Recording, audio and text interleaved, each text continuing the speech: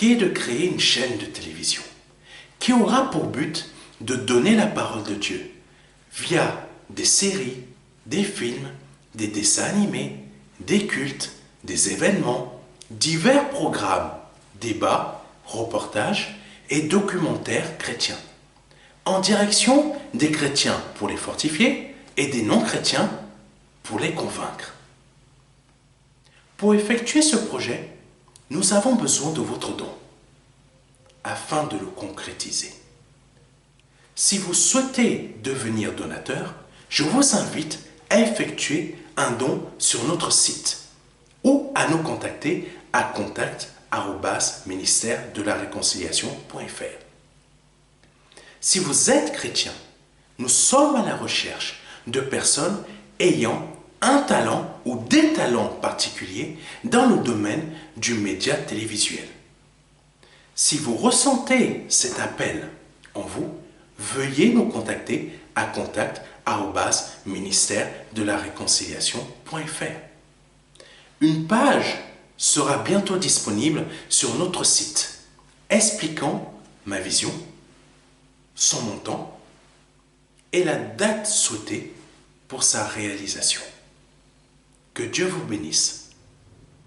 C'était le pasteur Serge. Alléluia. Que Dieu soit béni, que Dieu soit glorifié. Je suis heureux de vous retrouver pour ce dimanche 23 octobre. J'espère que vous avez porté du fruit et que les enseignements des dimanches précédents vous ont aidé à avancer, vous ont aidé à comprendre le principe de la semence. Nous allons aujourd'hui voir la dernière partie de cet enseignement, la partie numéro 3, la troisième partie. Mais avant de commencer, je souhaite saluer ceux qui sont là pour la première, deuxième ou troisième fois. Que Dieu vous bénisse. Si vous êtes là, en train de regarder cette vidéo, ce n'est pas un hasard. C'est qu'il y a quelque chose que le Seigneur a prévu pour vous aujourd'hui.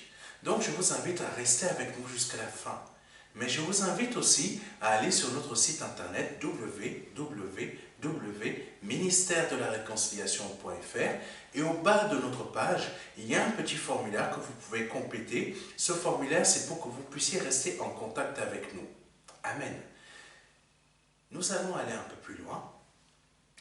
Je souhaite saluer, pardonnez-moi, mes frères et mes sœurs qui sont dans divers pays, qui nous suivent depuis de nombreux mois, depuis nos commencements. Que Dieu vous bénisse, pardonnez-moi, que Dieu vous bénisse et vous fortifie. Vous êtes de divers pays. Et si vous nous suivez, c'est parce que le Seigneur a quelque chose pour vous au travers de cette œuvre, au travers de cette mission.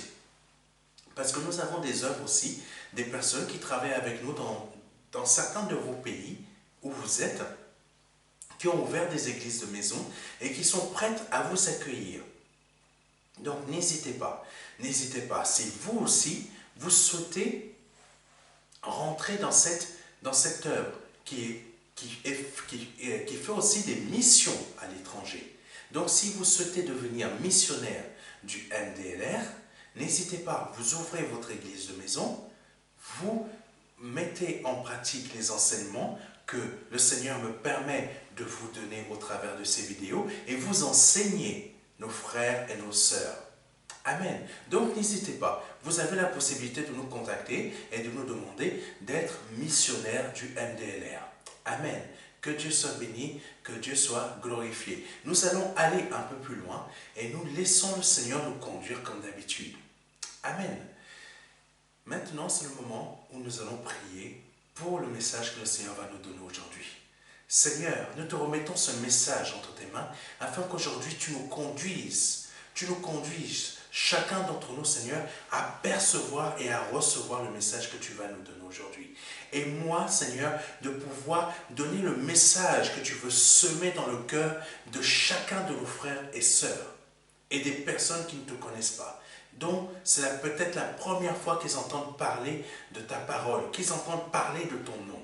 Oh Seigneur, merci de semer aujourd'hui dans leur vie ta parole afin qu'aujourd'hui, Seigneur, leur vie, elle change, leur vie, elle prospère, leur vie, elle multiplie par le nom de Jésus-Christ. Amen. Alléluia. Nous allons pouvoir commencer l'enseignement que le Seigneur a mis dans mon cœur aujourd'hui, pardonnez-moi, pour continuer la suite et la fin du message que nous avons commencé depuis 2 semaines maintenant. Ce message a pour titre « Le principe de la semence », 3e partie. Je vais vous laisser avec quelques petits extraits pour rappel, afin que vous puissiez vous rappeler de ce dont nous avons vu les 2 dimanches précédents. Que Dieu soit béni, que Dieu soit glorifié. Je vous retrouve dans quelques instants. Amen. Là, il y a un truc qui ne va pas. Vous ne vous nourrissez pas de la parole de Dieu. Vous ne passez pas du temps dans la prière, mais vous passez votre temps à sortir et à ne pas passer du temps avec le Seigneur. Là, il y a un problème.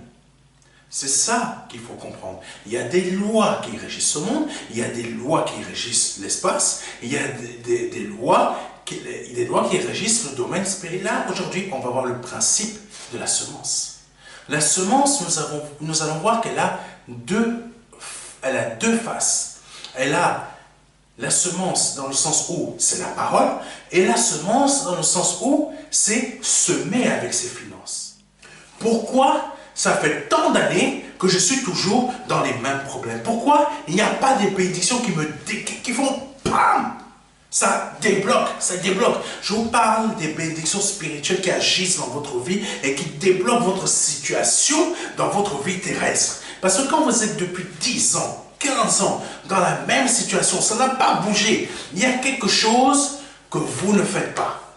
Et comme je le dis assez souvent, ce n'est pas le sorcier du coin du village de votre famille, ce n'est pas votre voisine qui vient, je ne sais pas d'où, de quel pays d'Afrique ou de quel pays du Maghreb, qui fait des choses contre vous. Même si elle fait des choses contre vous, ce n'est pas ça qui va vous bloquer, c'est vous-même qui vous bloquez dans la tête, parce qu'il y a vous ne voulez pas suivre la parole de Dieu telle qu'elle est. Tu l'aimes.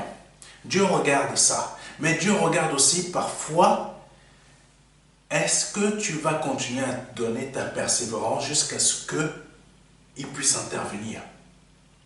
Parce que parfois, il y a un truc qu'il faut comprendre. Certains donnent des semences, ils ont fait une promesse à Dieu. Oui, il y a des personnes qui font des semences, qui disent, Seigneur, je vais te donner cette semence, mais donne-moi cette bénédiction. Je ne suis pas trop pour ça, moi, personnellement. Parce que certains donnent la semence pour obtenir quelque chose de Dieu. Mais ça peut fonctionner. Sachez que ça peut fonctionner. Oui, ça peut fonctionner. Certains peuvent décider de dire au Seigneur, je te donne telle semence à ton œuvre aujourd'hui. Mais je vais continuer à te donner jusqu'à ce que j'ai ma bénédiction. Mais mon frère, ma soeur, il faut savoir que ta bénédiction peut arriver dans 20 ans. Ta volonté soit faite en moi comme elle est faite dans le ciel. Que je t'obéisse, que j'obéisse à ta volonté comme ceux qui sont dans le ciel obéissent à ta volonté. Amen. Donc, si Dieu me dit que le concubinage, je dois l'arrêter, je dois l'arrêter. Si Dieu me dit que la semence, amen, écoutez-moi bien, que la semence, je dois semer pour récolter. Donc, c'est j'obéis, je sème pour récolter. J'espère que quelqu'un comprend, entend ce que je suis en train de dire. Parce que la semence, dans la parole de Dieu, a déjà deux facettes. Première facette, comme on l'a vu la semaine dernière, première facette, c'est la semence, la parole de Dieu, qui est semée dans notre cœur et qui porte du fruit. Nous sommes un arbre. Nous sommes un arbre qui doit porter du fruit. Comprenez-moi bien, mes frères et mes sœurs. La semence, pour Dieu, nous sommes, c'est une image. Nous sommes comme un arbre qui doit porter du fruit. La semence, la parole de Dieu est plantée dans notre cœur et ça doit sortir un arbre. Et cet arbre est quoi? Est un arbre de vie. Cet arbre de vie génère plusieurs fruits. Et à côté, pour que cet arbre puisse continuer à vivre, il doit y avoir un ruisseau qui passe juste à côté afin que les racines de cet arbre puissent se nourrir de ce ruisseau. Et ce ruisseau est quoi? La parole de Dieu. Amen. Mettons en pratique la parole de Dieu, cet arbre produit, cette semence produit un arbre qui à son tour va produire des fruits. mais des très bons fruits. Mais vu que vous vous alimentez de la parole de Dieu constamment, le cours d'eau, dans cet arbre, il y a un cours d'eau qui se crée et l'arbre est constamment nourri par la parole de Dieu et cela va produire des semences encore plus. Et ces semences sont des semences financières pour l'œuvre de Dieu. Dans l'œuvre de Dieu. Amen.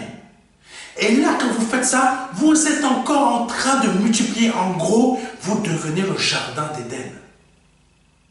Ah, je crois qu'il y a quelqu'un qui m'a pas compris. C'est quoi encore les fruits que ces arbres de vie vont produire en nous? Les mêmes sentiments qui sont en Christ. Alléluia. Ah, vous ne vous attendiez pas à une prédication de ce type. Mais tout cela, ça amène à l'obéissance. Et la semence amène aussi, la semence financière, c'est une obéissance. Pardonnez-moi de faire ça, mais c'est réel. Je vous parle des choses réelles. La semence financière, c'est une semence aussi qui est spirituelle. Parce que quand on sème financièrement, ça a une répercussion spirituelle dans notre vie. Pourquoi? La parole de Dieu dit, celui qui sème beaucoup récoltera beaucoup. Celui qui sème peu récoltera peu. Mais qu'on soit libre dans notre esprit, que ce soit quelque chose de libre. Ça veut dire quoi? Je sème ce que j'ai décidé dans mon cœur de semer. Amen. Je ne sème pas par obligation. L'obligation n'a rien à voir dedans. L'obligation, c'était la loi. La loi obligeait à semer la dîme. Il n'y avait pas le terme de semer dans la loi. La loi disait qu'il fallait donner sa dîme. Et mais il y avait plusieurs sortes de dîmes. À chaque période, il fallait donner une dîme différente. Oui, mes frères et mes sœurs. Donc, si vous vous mettez sous l'obligation de la loi et que vous vous dites, je suis obligé, que je me mets dans l'obligation de donner ma dîme, que vous suivez cette obligation, vous vous mettez sous la loi. Tandis que dans la nouvelle alliance, c'est la semence. Que Dieu soit béni, que Dieu soit glorifié. Le Seigneur a des choses qu'il souhaite qu'on puisse comprendre. Les semences sont des messages qu'il veut nous donner. Il faut comprendre cela. Donc, la semence principale de Dieu, c'est sa parole. La semence de Dieu, c'est très important. Elle est très importante pour nous. Cette semence, c'est quelque chose... Dieu donne toujours des images. Dieu donne toujours des images, mes frères et mes sœurs. Il faut le savoir. La semence est une image que le Seigneur nous donne.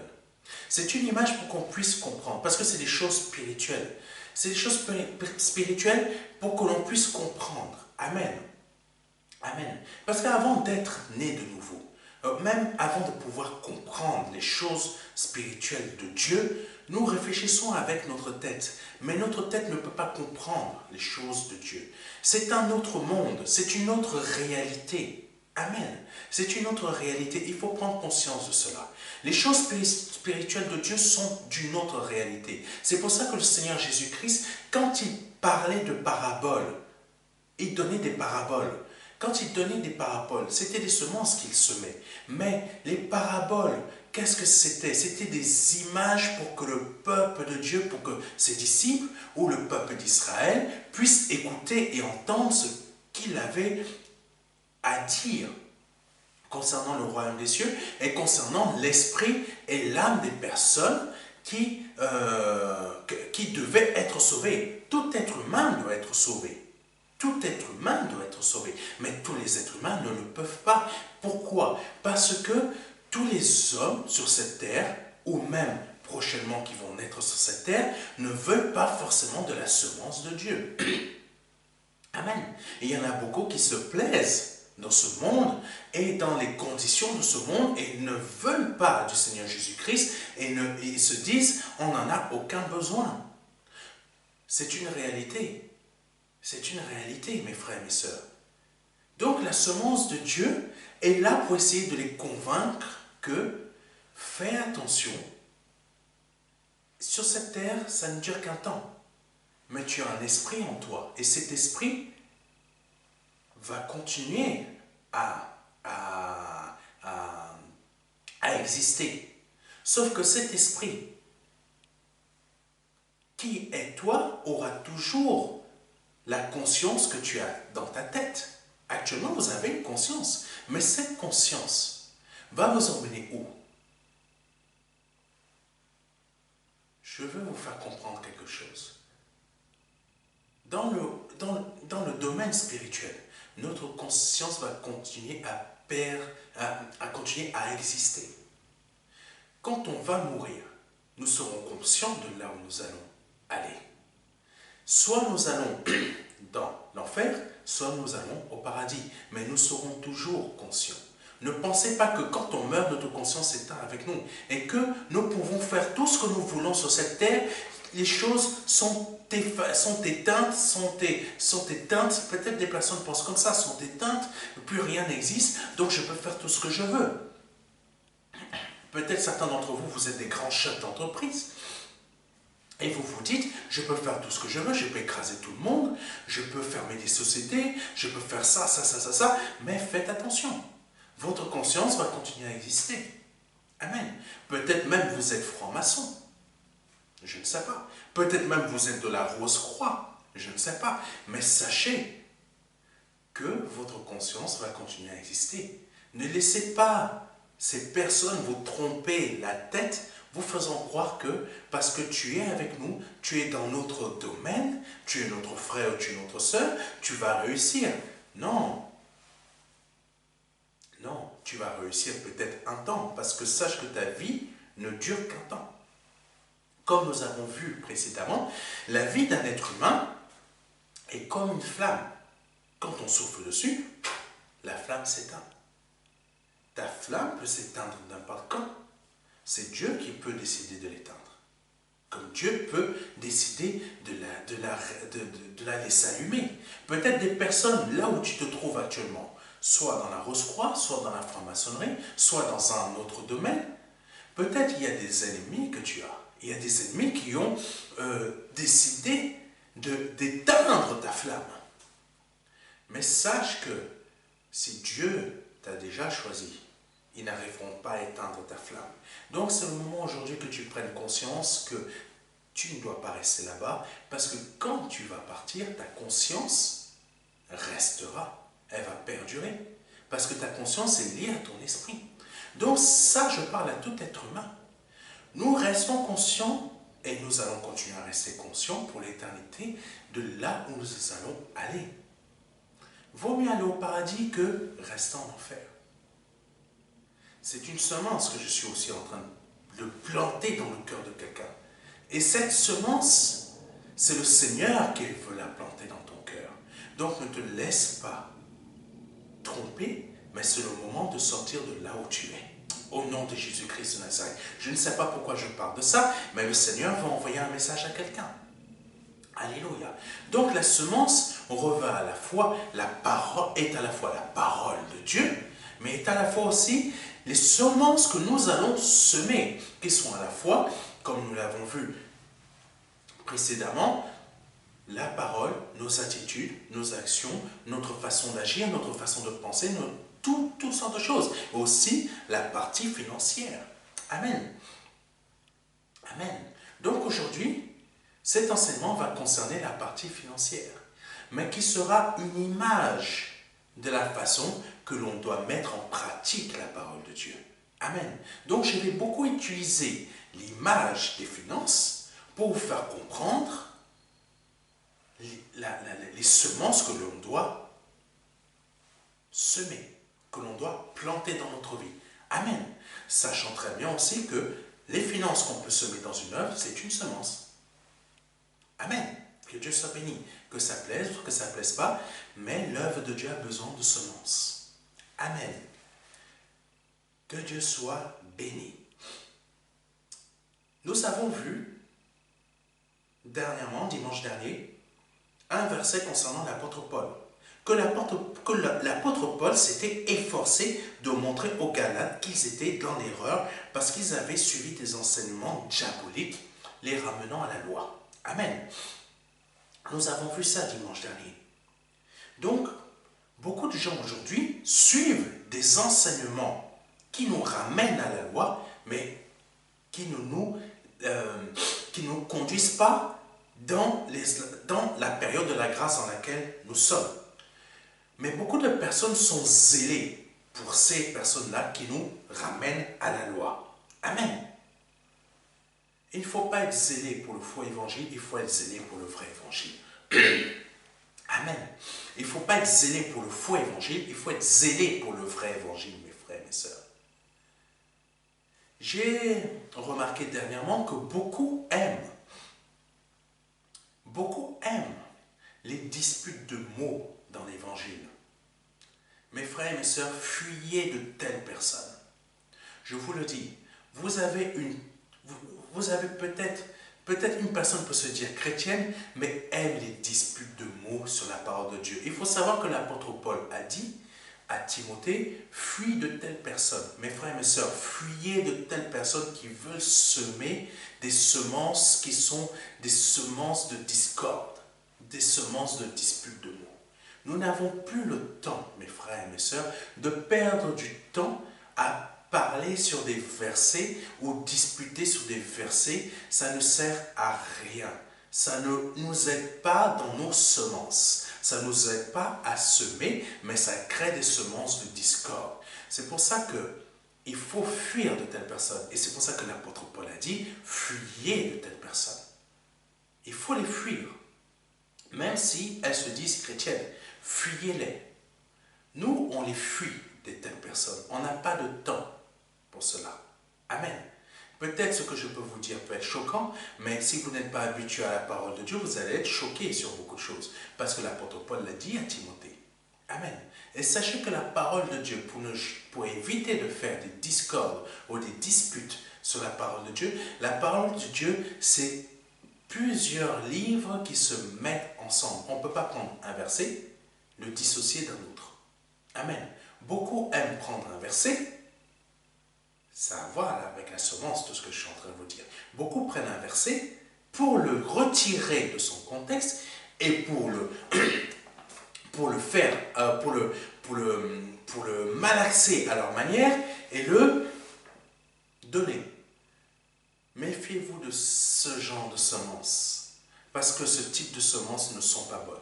Donc n'acceptez pas toutes sortes de semences que l'on veut semer en vous. Faites attention, mes frères et mes sœurs.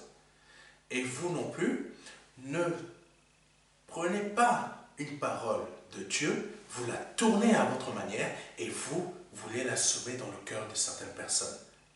Faites attention, ce n'est pas bon du tout. Ce n'est pas bon du tout. Je ne vise personne, mais je vous avertis. Parce que c'est une chose qui est très dangereuse. Amen. Beaucoup sont passés à côté du royaume des cieux juste à cause de ce genre de choses, de ce genre de pratiques. Amen. Ne prenons pas la parole de Dieu, nous la sortons de son contexte pour en faire quelque chose et l'envoyer comme ça. Ce n'est pas bon, mes frères et mes sœurs. Apprenons à bien semer. Apprenons à semer comme l'apôtre Paul, comme le Seigneur Jésus-Christ nous l'a appris, comme l'apôtre Pierre nous l'a appris.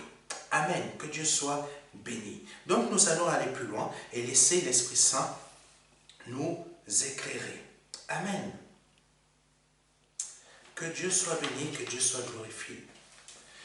Donc il est important de nous mettre et de nous remettre sur le bon chemin qui est Christ, afin d'avoir le bon zèle.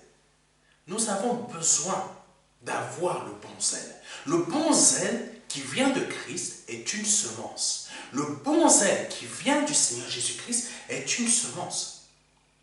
Plusieurs tombent dans des erreurs parce qu'ils ne lisent pas assez leur Bible. Et plusieurs tombent aussi dans des erreurs parce qu'ils lisent la Bible, mais en tordent le sens et comprennent très mal. Amen. Amen. La semence de Dieu, elle est parfaite.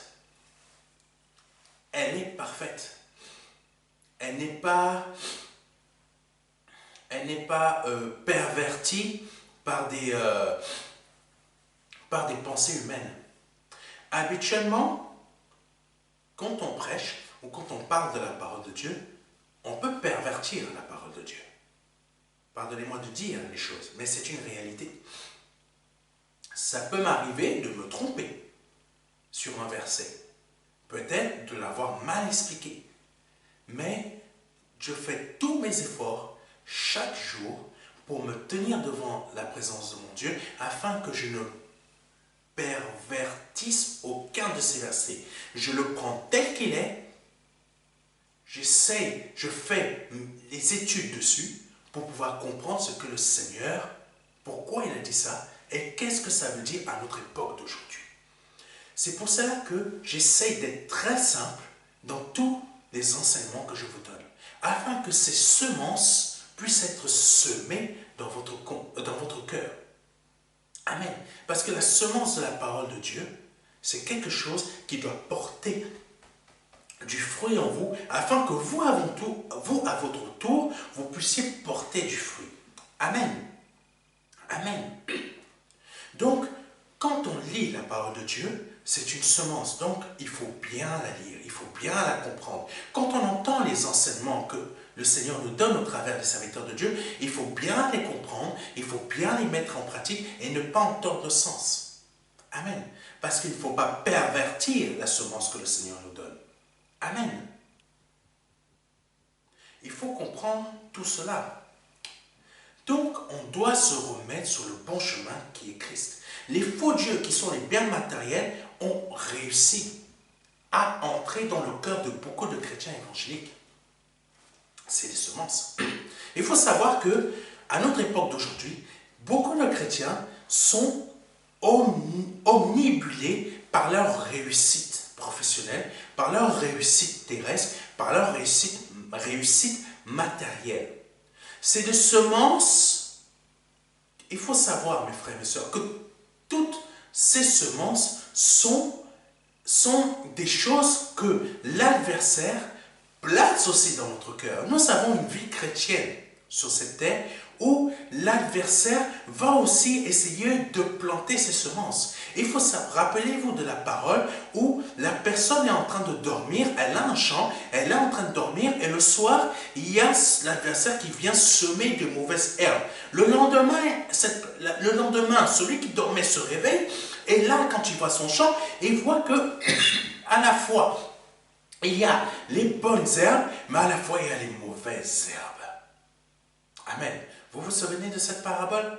Mais c'est exactement ce que l'adversaire est en train de faire dans le cœur de beaucoup de chrétiens. C'est ce que l'adversaire essaie de faire dans mon cœur aussi, mes frères et mes sœurs. Je ne suis pas en train de vous condamner puisque moi-même je l'ai vécu. Je l'ai vécu et le Seigneur m'a emmené à tout faire pour m'éloigner des choses matérielles, des désirs de matériel. C'est pour ça que vous ne voyez pas de grosses montres sur mon poignet, parce que je n'en ai pas. Je n'en ai pas, parce que je veux m'en éloigner. Parce que Satan est très fort pour venir semer dans notre cœur, oh, tu as besoin de telle chose, tu as besoin de ça, tu as besoin de comme ça. C'est une semence, mes frères et mes sœurs. C'est une semence aussi. Donc, le Seigneur nous a donné une parabole afin qu'on puisse comprendre quelque chose dans le domaine spirituel, afin qu'on puisse comprendre comment le diable fonctionne aussi, pour qu'on puisse garder notre champ qui est devenu, il faut le savoir, aussi un jardin d'Éden. On doit veiller sur notre jardin d'Éden, afin que l'adversaire, quand il se transforme en serpent, ne puisse pas venir corrompre un seul arbre de vie dans notre cœur. Comme la parabole du champ, on ne puisse pas même si on dort, afin que l'adversaire ne puisse pas venir semer de mauvaises herbes. Amen. Amen.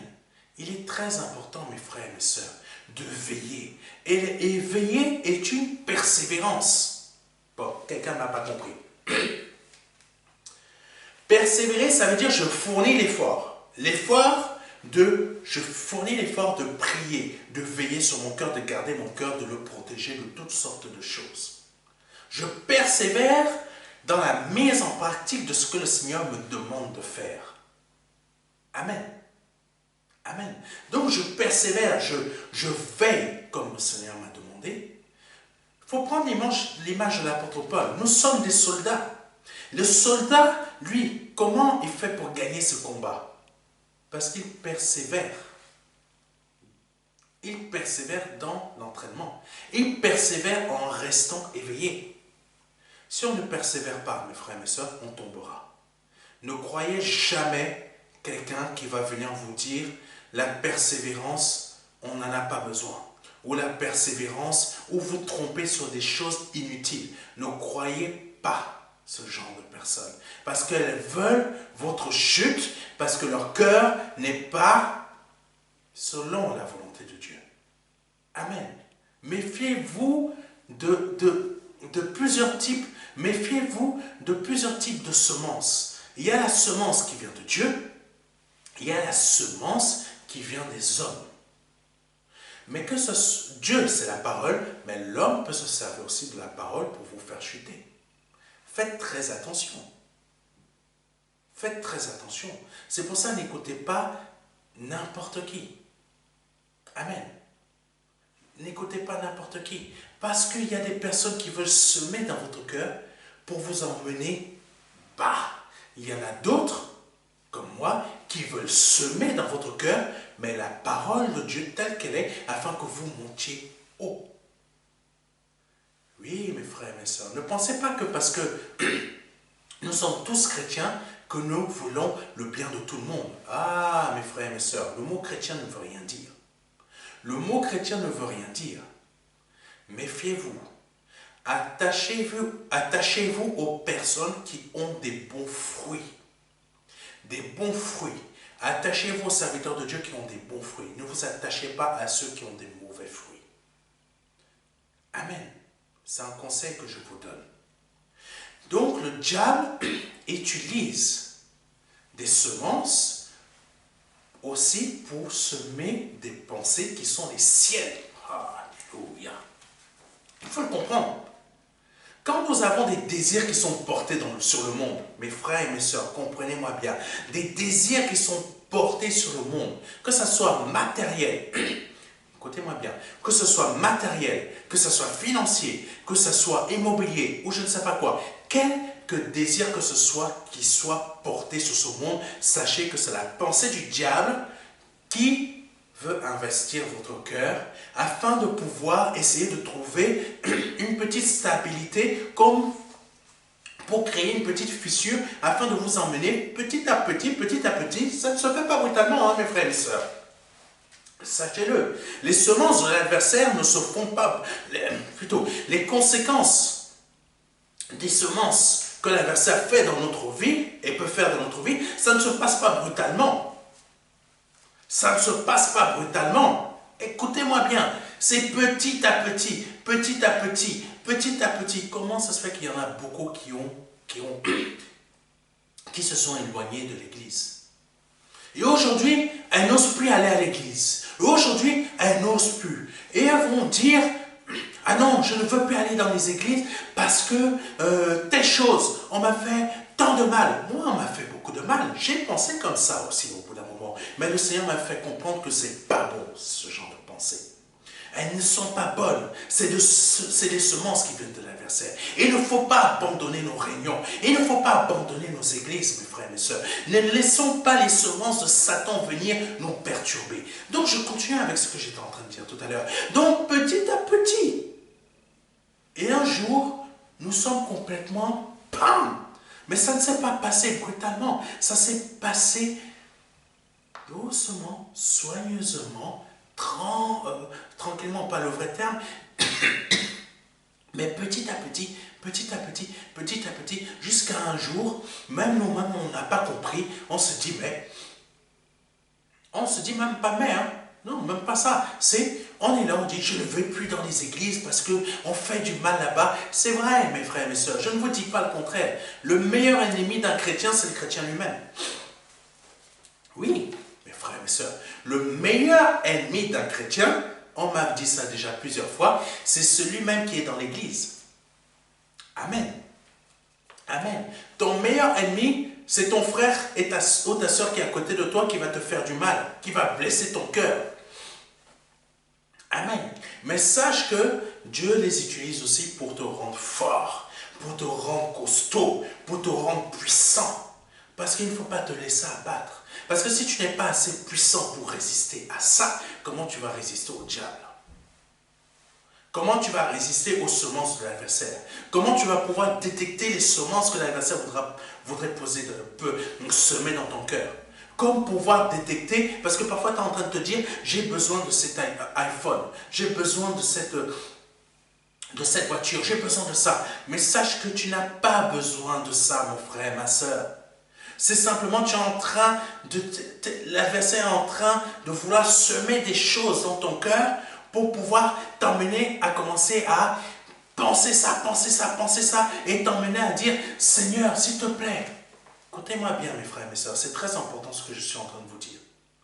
Il faut que vous puissiez comprendre comment l'adversaire aussi peut semer dans notre cœur. Oh Seigneur, je t'en supplie, donne-moi cette voiture-là, donne-moi cette maison-là, donne-moi cette femme-là, donne-moi ce téléphone-là, donne-moi ça. Et quand vous ne recevez pas, vous êtes contrarié. Satan a réussi à semer sa semence. Parce que c'est ça qu'il voulait, que vous soyez contrariés. Et c'est ça qu'il voulait, parce qu'il savait que Dieu n'allait pas vous exaucer. Pourquoi? Sachez très bien que le diable connaît très bien la parole de Dieu. Il la connaît sur le bout des doigts. Il la connaît sur le bout des doigts. Méfiez-vous de lui, parce qu'il est sournois. Pourquoi certains d'entre vous, vous ne vous rendez même pas compte, vous êtes en train de prier le Seigneur. Seigneur, donne-moi tant d'argent, donne-moi ça, donne-moi ci, donne-moi comme ça. Et vous n'êtes pas béni. Parce que l'adversaire a réussi à semer des choses dans votre cœur, et il a semé, et ça vous a... Et je ne sais pas s'il y en a qui comprennent ce que je suis en train de dire. Et là, vous dites...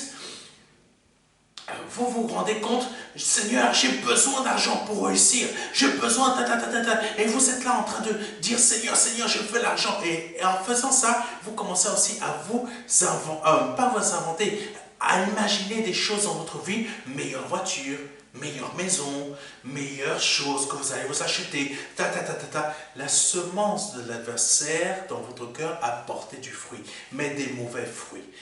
Et sachez très bien que le diable sait comment y faire, parce qu'il connaît très bien la parole de Dieu. C'est ce qu'il a essayé de faire avec le Seigneur Jésus-Christ. Mais le Seigneur Jésus-Christ a remis les choses dans leur contexte. La parole de Dieu dans son contexte, et a utilisé la parole de Dieu pour rejeter Satan loin de lui.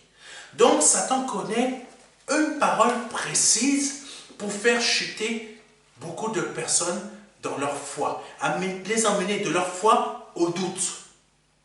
Cette parole, c'est quoi? Cette parole est la suivante, parce qu'il sait très bien que Dieu ne bénira personne, ne bénira pas les personnes qui vont demander des choses pour satisfaire leurs propres besoins. Vous connaissez le verset? On l'a eu, je crois peut-être un des dimanches derniers. Dieu ne bénit personne, ne bénit pas les personnes qui vont lui demander des choses pour satisfaire à leurs besoins. Et Satan le sait très bien. Et il va utiliser... le sachant très bien, il va semer des désirs dans votre cœur afin que vous puissiez les demander à Dieu. Et sachant que Dieu ne vous le donnera pas, il sait que votre cœur va rentrer dans une période de doute. Beaucoup d'entre vous connaissent cette période actuellement. Mais sachez que ce n'est pas Dieu qui ne veut pas vous bénir, mais sachez que c'est plutôt le diable qui vous a trompé. Qui vous a trompé, mes frères et mes sœurs. Parce qu'il sait très bien, il connaît très bien cette parole. Il sait que Dieu ne le fera pas parce que c'est pour satisfaire vos besoins. Mais par contre, ce que le diable ne vous dit pas, ce que le diable ne vous dit pas, ce qui ne sème pas dans votre cœur, c'est mettre en pratique la parole de Dieu comme le Père veut que tu le fasses. Et quand tu vas lui demander quelque chose, là le Père va te le donner. Parce que là tu ne vas plus demander des choses pour satisfaire tes besoins. Tu vas demander des choses qui sont dans sa volonté. Et là, quand tu vas agir de cette manière, Dieu même va te donner lui-même des choses que tu n'as jamais demandées. Si tu passes ton temps à ne plus demander de l'argent, mon frère, ma soeur, écoute-moi bien. Ou toi qui n'es pas encore en Christ, écoute-moi bien.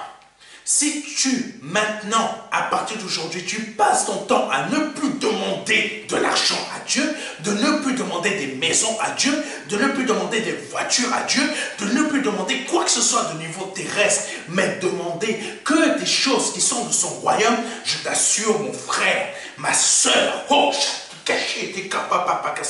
si je pouvais sauter là, on m'aurait pris pour un fou. Non, mais je l'ai déjà fait. Mais ce n'est pas grave. Mon Dieu, il va te donner des choses que tu n'as même pas demandé. La preuve, Salomon, quand il a demandé à Dieu, donne-moi la sagesse et l'intelligence pour conduire le peuple. Ah, ça cachait. Je ne sais pas si vous m'entendez, si vous me comprenez. Donne-moi la sagesse et l'intelligence pour... Oh, là, papa, cachette.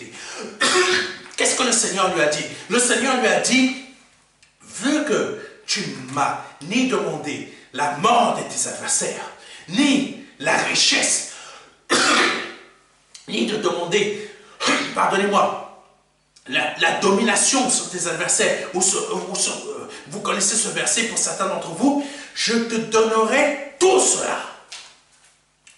Je te donnerai tout cela. Et Salomon a été béni. Salomon n'a pas demandé quoi que ce soit de cette terre. Mais Dieu lui a donné. Pourquoi? Parce que Salomon a cherché le ciel. Et il a cherché le ciel. Et il a cherché le ciel. Et pourquoi il a cherché le ciel? Parce qu'il a vu son père qui a persévéré, a cherché,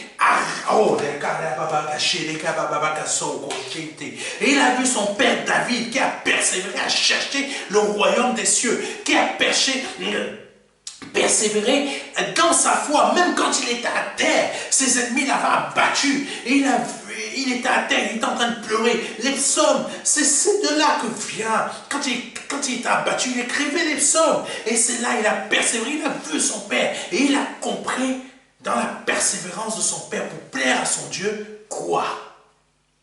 Seigneur, donne-moi la sagesse et l'intelligence pour conduire ton peuple. Alléluia. Alléluia. Dieu, il n'a rien demandé d'autre. Et Dieu lui a donné au-delà de ce qu'il avait demandé. Donc, c'est pour ça que je vous dis, mes frères et mes sœurs, si vous arrêtez de demander aujourd'hui, à partir d'aujourd'hui, oui, il y en a certains qui vont me dire, oui, mais Dieu a dit, demandez tout ce que vous voulez. Mon frère, ma sœur, j'ai dit quelque chose tout à l'heure. Ne te focalise pas sur un seul verset, il faut prendre son ensemble. Il faut prendre l'ensemble de la parole de Dieu pour comprendre comment Dieu fonctionne. Et Satan est un expert là-dessus. Donc nous aussi, il faut qu'on devienne des experts. Il faut que la parole, nous devenions nous-mêmes la parole de Dieu. Il faut que tu deviennes la parole de Dieu. Qu'est-ce que ça veut dire? Il faut que tu la vives, que tu la maîtrises afin que tu ne puisses pas être trompé par l'adversaire. Ça veut dire quoi? Demande tout ce que tu désires, c'est vrai. Mais avant d'arriver à demander tout ce que l'on désire, il faut que notre cœur, toujours faire référence, toujours aller voir un autre verset. L'autre verset, c'est quoi? Qui dit? Celui qui m'aime met en pratique ma parole. Autre verset qui dit, mon Père m'a exaucé parce que je fais ce qu'il me dit. Les versets de Dieu, c'est comme les maths. Amen. Les versets de Dieu, c'est comme les maths. Tu prends un verset, tu fais plus ce verset, tu fais plus ce verset. Parfois même tu peux faire multiplication par ces versets-là, ça te donne le résultat et tu fais « Ah bon ?» C'est là que tu comprends. Et c'est là que tu comprends que demandez tout ce que vous désirez et demande tout ce que ton cœur désire et tu vas le voir s'accomplir. Mais c'est quand ton cœur est déjà dans la plénitude de la parole de Dieu. Tant que ce n'est pas dans la plénitude de la parole de Dieu, tout ce que tu désires,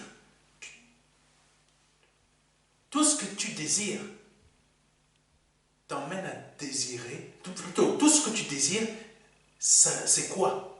Tu désires un iPhone, tu désires une maison, tu désires une femme, tu désires une voiture, tu désires être riche, tu désires à faire ça, tu désires ça. C'est pas de ce type de désir que Dieu demande et parle dans ce verset. Il parle des désirs qui concernent le royaume des cieux. Parce qu'il veut que tu désires les mêmes choses que lui. Un autre verset qui peut se rajouter dans ton calcul mental, spirituel. Ayez les mêmes sentiments qui sont en Christ. Alléluia. Est-ce que, mon frère, ma soeur, tu peux discuter, et moi je n'aime pas les disputes des versets parce que ça ne mène nulle part. Tu peux discuter, c'est ton problème, discute tout seul. Discute tout seul. Moi, je ne suis pas là-dedans. Moi, je donne simplement la parole de Dieu telle qu'elle est, sans rajouter mes propres pensées. Telle qu'elle est. Est-ce que tu as vu Christ s'attarder une seule fois sur des désirs terrestres? Moi, jamais. Dans tous les versets que j'ai lus, il n'y en a aucun. Et on doit être à l'image de qui? De Jésus. Mais nous, on veut être à l'image de qui? De nous-mêmes. Et nous-mêmes nous amène à être à l'image de qui? De l'adversaire. Parce que l'adversaire a des désirs qui ne sont pas les désirs de Dieu. Nos pensées ne sont pas les pensées de Dieu. Pourquoi? Parce que la plupart de nos pensées viennent des pensées de l'adversaire. Donc si on est enfant de Dieu, on coupe net les pensées de l'adversaire et on coupe net les pensées de notre chair afin que ce soit purement les pensées de Dieu qui soient dans notre cœur. Et c'est une semence. Et c'est une semence. Alléluia. Alléluia. Que Dieu soit béni. On continue. Donc, ne laissons pas les pensées. Nous pouvons avoir des besoins. Pardonnez-moi, mais c'est vrai. Excusez-moi, vraiment, pardonnez-moi. Nous pouvons avoir des besoins. Je peux avoir besoin d'un nouveau vêtement. Je peux avoir un besoin de réparer une voiture, ma voiture dont j'ai besoin pour aller travailler. Je peux avoir des besoins que c'est vraiment des besoins. C'est vraiment des urgences. Amen. Mais sachez que ces besoins-là n'habitent pas notre cœur. Bizarrement, ces besoins-là, si vous êtes sincère avec vous-même, les besoins que vous avez besoin en urgence là, n'habitent pas votre cœur. C'est des désirs qui vont être générés dans votre esprit, qui vont habiter votre cœur. Je prends un exemple. Peut-être vous habitez, je prends l'exemple de quelqu'un qui habite dans un HLM. Cet HLM est un endroit où il y a beaucoup de personnes, de drogués, de personnes. Je connais très bien cette situation, j'ai vécu. Donc je sais de quoi je parle. Il y a beaucoup de personnes qui vendent de la drogue, qui font des choses au marabout, qui font des choses, pardonnez-moi, de ce type. Des gens qui s'installent dans les escaliers, des boîtes aux lettres qui sont brûlées. Vous vivez dans un HLM de ce type.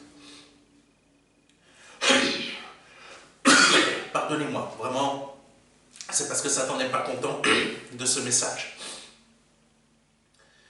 L'adversaire, il est vaincu. Vous vivez dans un endroit pareil.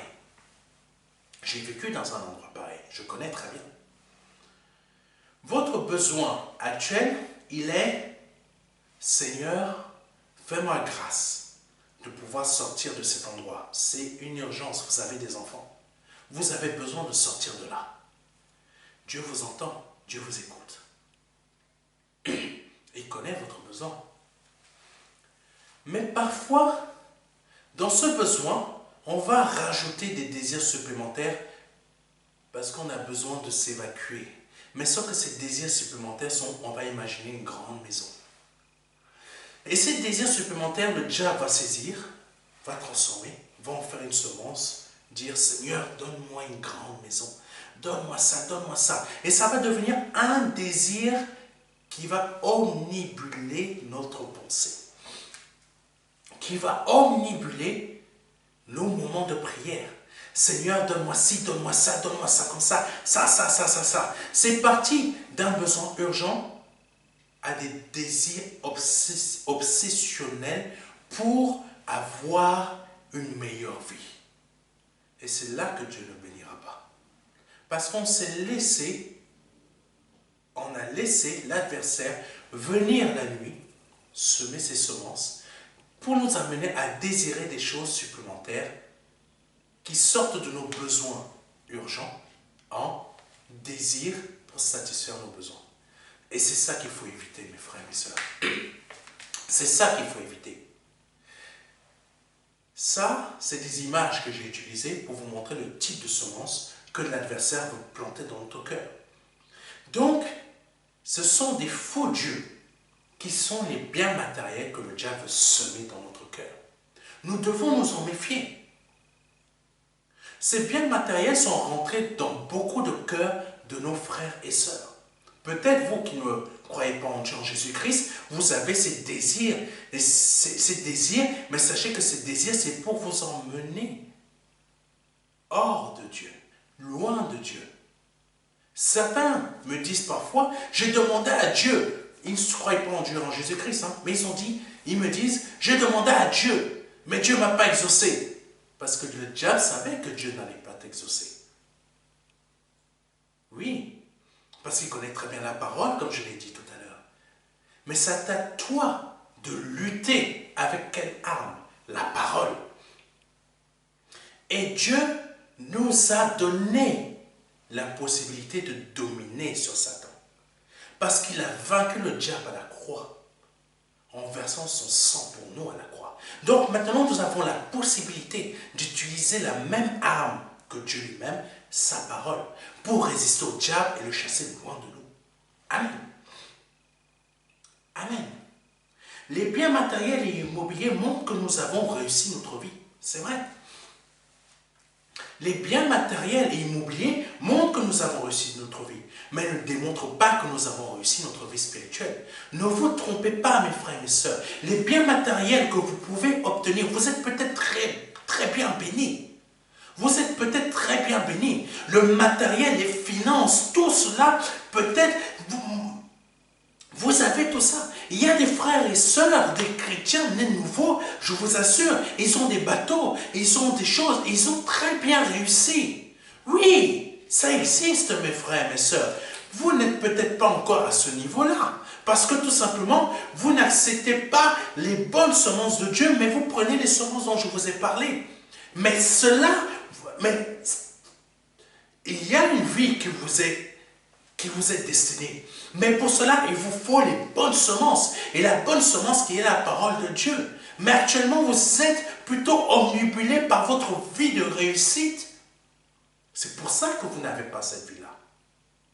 Amen.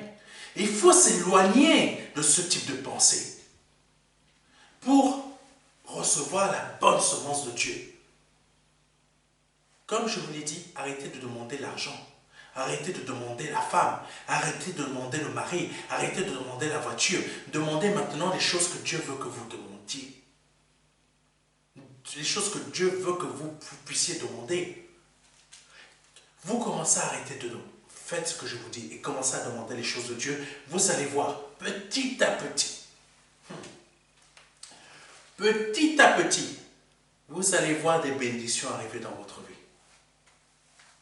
Parce que vous avez accepté que la parole de Dieu que je vous donne soit semée en vous. Et ça va porter du fruit parce que cette fois-ci, vous allez avancer. Mais ne restez pas, mais ne faites pas ça juste une journée, 2 jours, 3 jours, 4 jours, ou 1 mois, ou 2 mois. Il faut persévérer dans le temps. Continuez à résister aux pensées de l'adversaire. Amen. C'est important. Donc nos biens matériels ne démontrent pas notre vie spirituelle. Amen. Si c'était le cas, Trump serait l'homme le plus spirituel au monde. Oui, mes frères et mes sœurs. Si vous vous focalisez là-dessus, ah, il est très béni parce que tout simplement, il a une vie spirituelle. Notre vie spirituelle ne démontre pas notre vie de réussite. Amen. Même si nous pouvons être bénis aussi par rapport à notre vie spirituelle, mais ça ne démontre pas. Ne vous focalisez pas dessus comme étant une réalité. Parce qu'il y a des gens, écoutez-moi bien mes frères et mes sœurs, il y a des gens qui font de l'esclavage sexuel sur cette terre. Écoutez-moi bien. Il y a des personnes qui font de l'esclavage sexuel sur cette terre, mais elles sont de l'argent à un niveau que vous n'imaginez même pas. Elles ont beaucoup de voitures, elles ont beaucoup de choses. Elles vont à l'église. Ces personnes vont à l'église. Certains d'entre vous, vous les côtoyez dans certains pays, même ici en France. Oui, faites attention mes frères et mes sœurs. Ne vous focalisez pas sur ce qui est visible, mais focalisez-vous sur ce qui est invisible, la vie spirituelle. Vous pouvez... Si vous apprenez à vous focaliser sur le fruit, vous allez voir qui sont les personnes qui sont à côté de vous. Même quand vous allez vous asseoir à l'assemblée. Bonjour mon frère et ma soeur, du jour au lendemain, vous voyez les fruits de la personne, vous faites « Oh !» Vous comprenez que il y a quelque chose qui ne va pas. Vous tournez votre tête là, vous voyez des beaux fruits dans la vie de cette personne, vous faites « Mais je l'ai tout le temps méprisé. Je l'ai tout le temps méprisé. » Parce qu'elle porte tout le temps le même vêtement. Elle est effacée. Elle est tout le temps comme ça. Mais en fait, c'est elle qui a les beaux fruits, les bons fruits, des jolis fruits. Oh Seigneur, pardonne-moi, parce que moi j'ai toujours pensé que cette personne qui est arrivée, qui sortait son iPad méga 12 pouces, et l'appuyait, la Bible s'allume dedans. Alléluia. Jean 3, verset 16. Et vous vous êtes focalisé sur ça. Au lieu que la personne qui était la plus simple était celle qui avait les bons fruits. Mais parce que vous avez vu celui qui avait l'iPad. Oui, Seigneur. Alléluia. Merci. Et là, quand il fait ça, vous voyez la montre ultra, je ne sais pas combien, qui coûte 15 000 euros. Vous voyez dans l'autre bras, je ne sais pas quoi, peut-être un bracelet qui vaut des millions. Et là, vous allez vous dire, Seigneur, waouh, fais-moi être comme cette personne. Parce que là, vraiment, tu vois comment elle est expressive. Elle te bénit. Waouh, comme ça. Mais vraiment, sa vie spirituelle. Parce que tu es focalisé sur la montre, l'iPad. Tu vois le petit téléphone là qui coûte 2000 euros, qui déborde un peu de l'intérieur de sa poche. Tu vois même la petite clé de la voiture qui déborde un peu. Tu vois, ouh, waouh, ça c'est la voiture qui vaut 150 000 euros. Tu commences à te dire, waouh, mais il a une vie spirituelle. Oh Seigneur, oh, aide-moi à semer comme lui. Mais sais-tu comment lui, ce qu'il a semé pour avoir cette richesse? Oui, mes frères et mes sœurs, les gens dans le monde sèment aussi pour avoir leur richesse. Mais quel type de semence ils font? Et toi, tu veux semer comme ces personnes. Tu veux prendre ces personnes comme exemple, qui sèment, comme le diable veut qu'ils sèment. Tu veux changer de père. Tu veux que ton père devienne le diable. Mais mon frère, ma soeur, tu vas être perdu. Sème. Apprends plutôt à semer comme ton Père Céleste sème. Amen. Et s'il le veut, tu auras plus que cette personne. Amen. Il faut apprendre à connaître les choses de Dieu. Alléluia. Donc, les biens matériels ne démontrent pas notre vie spirituelle. Personnellement, je préfère réussir ma vie spirituelle que ma vie terrestre. Parce que je sais que là-haut, j'ai un trésor qui m'attend. Et c'est pour ça que le Seigneur, le Père, a béni notre Seigneur Jésus-Christ. Il ne s'est pas focalisé à rechercher les choses terrestres comme le diable voulait le lui donner. Il s'est focalisé à chercher les choses célestes sur cette terre pour que le Père soit glorifié sur cette terre parce qu'il connaissait la réalité. Et la réalité des choses, c'est quoi? Semer dans les bonnes choses. Et ces bonnes choses sont quoi? La parole de Dieu. Et la parole de Dieu que nous la mettons en pratique chaque jour dans notre vie. Et c'est pour ça qu'il a dit au Père, Père, je sais que tu m'exauces toujours parce que je fais ce que tu me dis. Alléluia. Dieu ne t'a pas dit d'aller chercher un iPhone. Dieu ne t'a pas dit,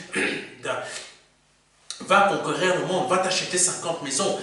Non, Dieu t'a dit, fais ce que je te dis. Amen. Donc aujourd'hui, la semence que Dieu veut planter dans ton cœur, c'est fais ce que je te dis.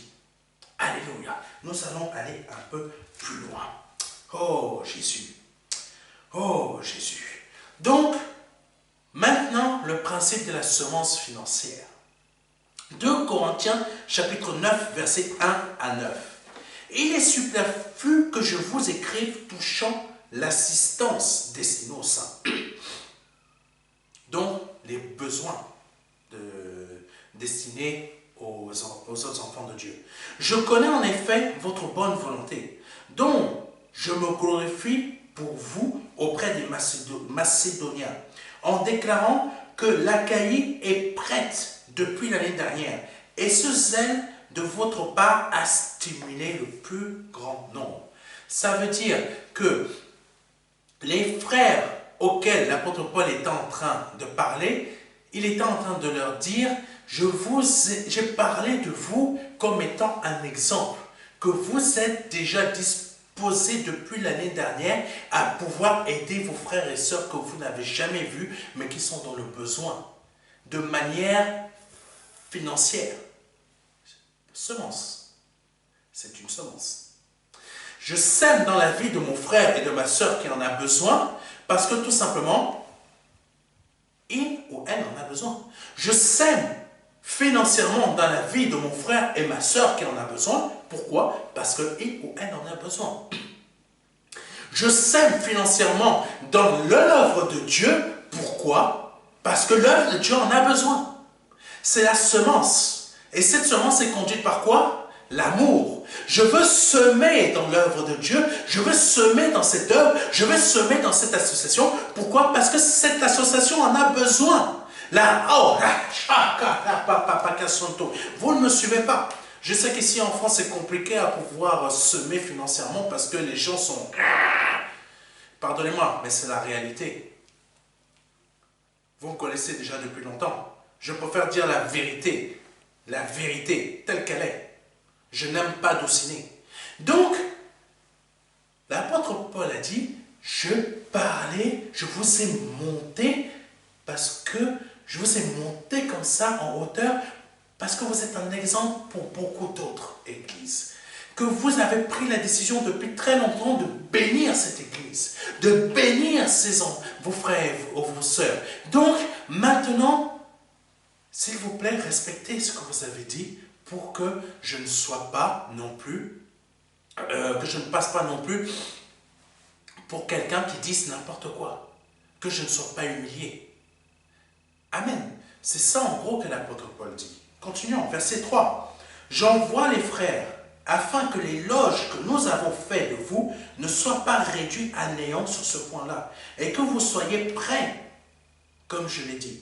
Je ne voudrais pas, si les Macédoniens m'accompagnent et ne vous trouvent pas prêts, que cette assurance tournât à notre confusion, pour ne pas dire à la vôtre. Donc, vous vous êtes disposés à bénir l'œuvre de Dieu, mais vous ne l'avez pas fait. Vous avez dit, pasteur, je te donne mon offrande, ma semence le mois prochain, parce que là, c'est difficile pour moi. Mais ce n'est pas envers un homme que tu t'es engagé, c'est envers Dieu. Mais quand tu ne le fais pas,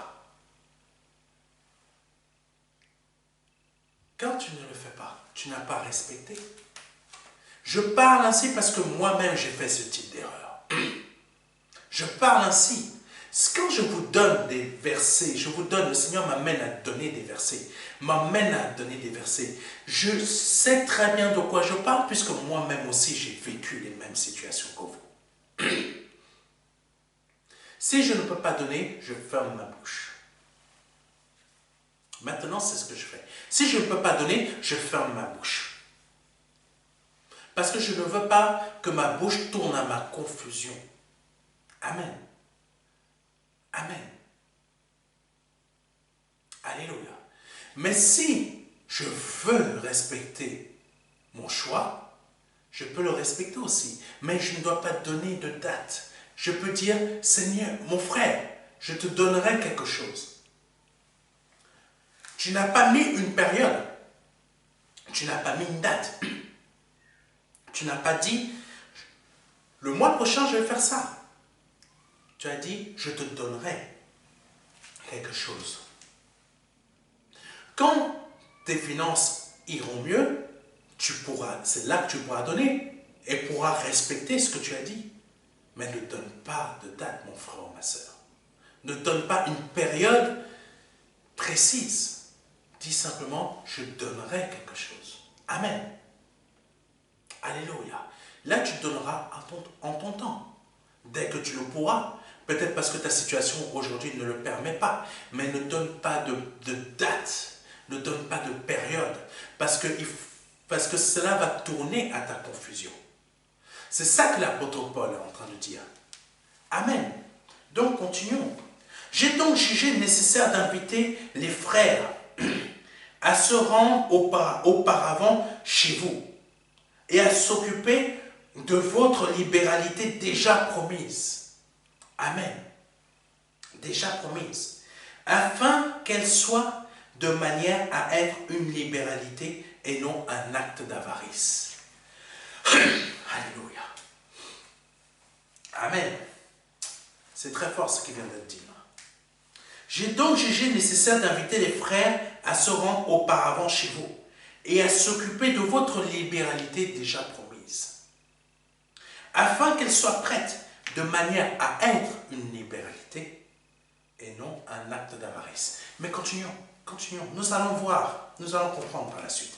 Verset 6. Sachez-le, celui qui sème peu moissonnera peu, et celui qui sème beaucoup, abondamment, moissonnera abondamment. Que chacun donne comme il a résolu en son cœur, sans tristesse ni contrainte, car Dieu aime celui qui donne avec joie.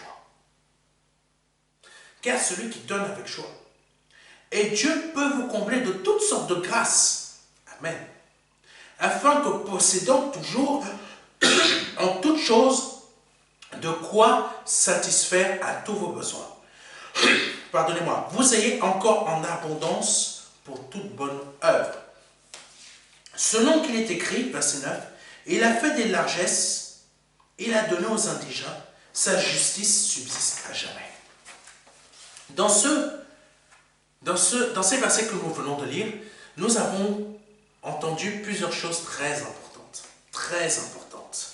D'où la semence financière que nous voyons aussi aujourd'hui.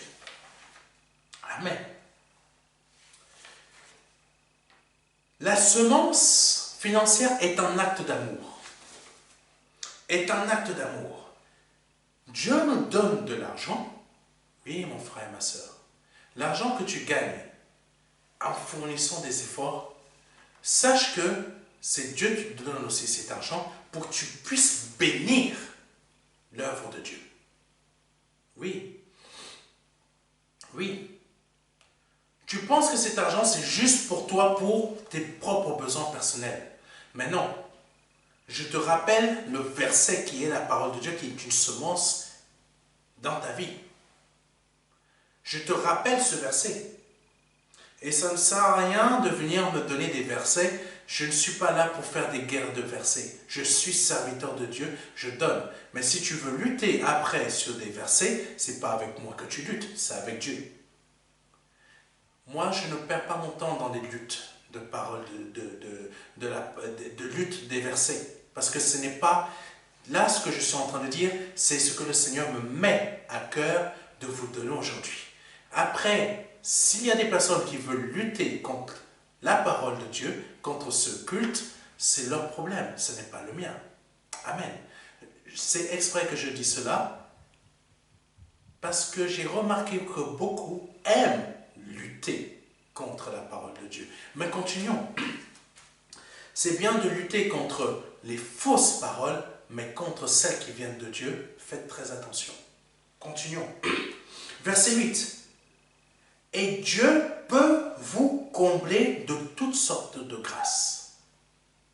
Et Dieu peut vous combler de toutes sortes de grâces, afin que possédant toujours en toutes choses de quoi satisfaire à vos finances, donc vous travaillez, vous gagnez de l'argent, Dieu est en train de vous combler. Ça fait partie de ces toutes sortes de grâces. Mais il y en a d'autres qui vous comblent aussi. Mais là, on parle de l'aspect financier. Je parle de l'aspect financier.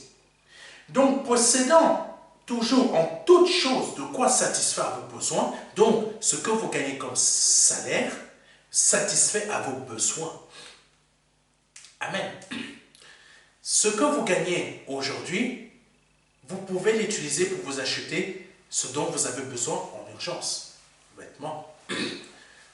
Économiser pour réparer votre voiture. Faire ça. Faire ci. Si vous pouvez vous acheter plus, vous achetez plus. Mais ne visez pas l'immeuble si vous n'avez pas l'argent pour viser l'immeuble. Continuez à chercher le royaume des cieux. Et Dieu, si vous vous donnez cet immeuble, vous donnera les finances qui vous permettront d'acheter cet immeuble. Amen, comprenez-moi bien. Mais actuellement, les finances que vous avez vous permettent de pouvoir vous vêtir, manger, acheter ce dont vous avez besoin pour vous et vos enfants. Ces finances sont des semences que Dieu est en train de faire dans votre vie. À chaque fois que vous recevez un salaire, c'est parce que Dieu a semé un miracle, un prodige dans votre vie, a semé quelque chose dans votre vie qui vous a permis d'avoir ce travail, afin que vous puissiez avoir un salaire. Et ce salaire correspond au verset 8. Et Dieu peut vous combler de toutes sortes de grâces, afin que possédant toujours en toutes choses de quoi satisfaire à vos besoins. Vous ayez, attendez, écoutez, vous ayez encore en abondance pour toute bonne œuvre. Ça veut dire non seulement il vous donne des finances pour satisfaire à vos besoins, mais non seulement il vous donne cela pour que vous ayez encore en abondance pour toute bonne œuvre. Vous ayez encore de quoi bénir l'œuvre de Dieu. Ça veut dire quoi? Je peux toucher un petit salaire, je paye ce qui m'est urgent tout de suite, mais il faut que je puisse réserver, donc abondance, réserver une petite somme, une semence. Mais ça, il faut le faire, c'est un acte d'amour, un acte de libéralité. Un acte d'amour, un acte de libéralité. Vous le faites que si vous avez réellement de l'amour pour l'œuvre de Dieu. Mais si vous n'avez pas de l'amour pour l'œuvre de Dieu, mes frères et mes sœurs, ne vous engagez pas dans quelque chose qui va devenir une obligation pour vous et qui va vous emmener dans une frustration. Dieu ne va jamais agréer votre semence. Parce que lui, quand il sème avec amour. Et si vous semez avec obligation, semez avec obligation qui va vous emmener à être frustré, Dieu ne va jamais agréer votre semence.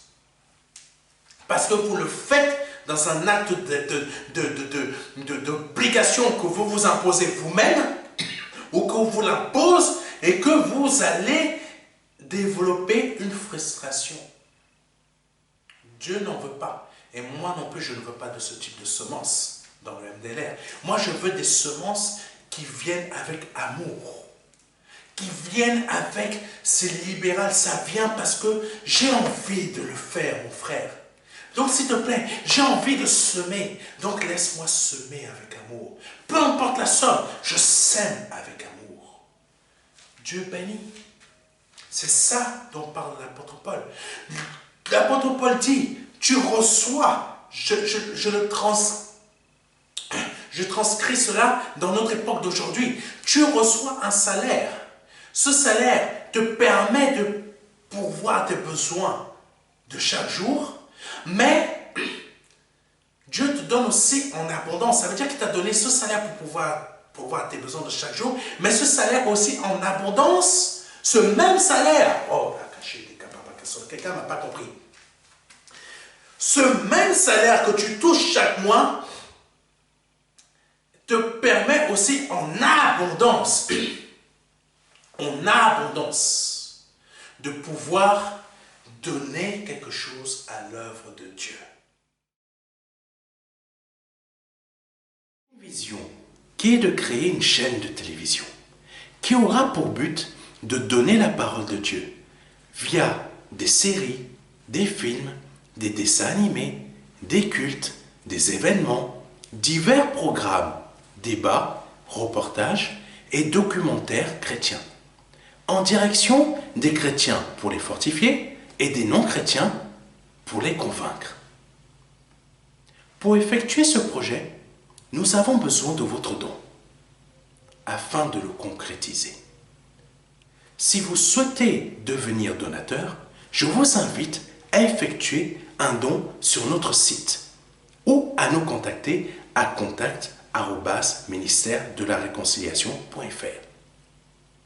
Si vous êtes chrétien, nous sommes à la recherche de personnes ayant un talent ou des talents particuliers dans le domaine du média télévisuel. Si vous ressentez cet appel en vous, veuillez nous contacter à contact@ministère-de-la-réconciliation.fr. Une page sera bientôt disponible sur notre site expliquant ma vision, son montant et la date souhaitée pour sa réalisation. Que Dieu vous bénisse.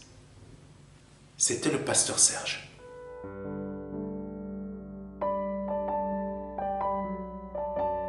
Jean 3, verset 16. Dieu a tant aimé le monde qu'il a donné son Fils unique Fils, afin que quiconque croit ait la vie éternelle. C'est un don, c'est une promesse que Dieu vous fait. C'est une grâce que Dieu est en train de vous faire, parce que nous sommes sous la période de la grâce. C'est un très grand cadeau. La vie éternelle par le Seigneur Jésus-Christ. Aujourd'hui, vous avez la possibilité de passer par la porte étroite, parce que le royaume des cieux vient frapper à votre porte. Oui, je vous le dis, le royaume des cieux vient frapper à votre porte. C'est un grand cadeau que l'Éternel vous fait. Vous avez la possibilité de l'accepter, de dire oui Seigneur, je t'accepte comme mon seul Seigneur et Sauveur. Je t'accepte comme mon Dieu. J'accepte de t'ouvrir la porte de mon cœur afin que tu rentres dans ma vie et afin que je me libère de mes péchés et que je les confesse devant toi et que je me répands de ma vie passée, de ces offenses, de toutes ces choses que je confesse devant ta face aujourd'hui. Je reconnais qu'il faut que je passe par cette porte étroite. Cette porte étroite dont le nom est Jésus. J'accepte de te donner ma vie aujourd'hui. Le Seigneur vous appelle à le faire aujourd'hui, afin que vous puissiez passer de la mort à la vie. Parce qu'aujourd'hui est peut-être votre dernier jour, vous ne le savez pas. Peut-être aujourd'hui, c'est le jour où le Seigneur vous appelle à vous donner à lui, à donner votre vie au seul Dieu, au seul et unique Dieu, le Dieu vivant et vrai. Vous avez la possibilité de le faire aujourd'hui parce que c'est la seule porte qui existe. C'est une porte étroite. C'est une porte qu'il faut emprunter pour pouvoir accéder au salut. Vous avez la possibilité aujourd'hui de l'emprunter en nous contactant à contact@ministère de la réconciliation.fr. Vous avez la possibilité aujourd'hui de recevoir un livret numérique de notre part qui va vous aider dans cette démarche afin que vous puissiez accéder à la vie éternelle. Ne tardez pas, parce que vous ne le savez pas.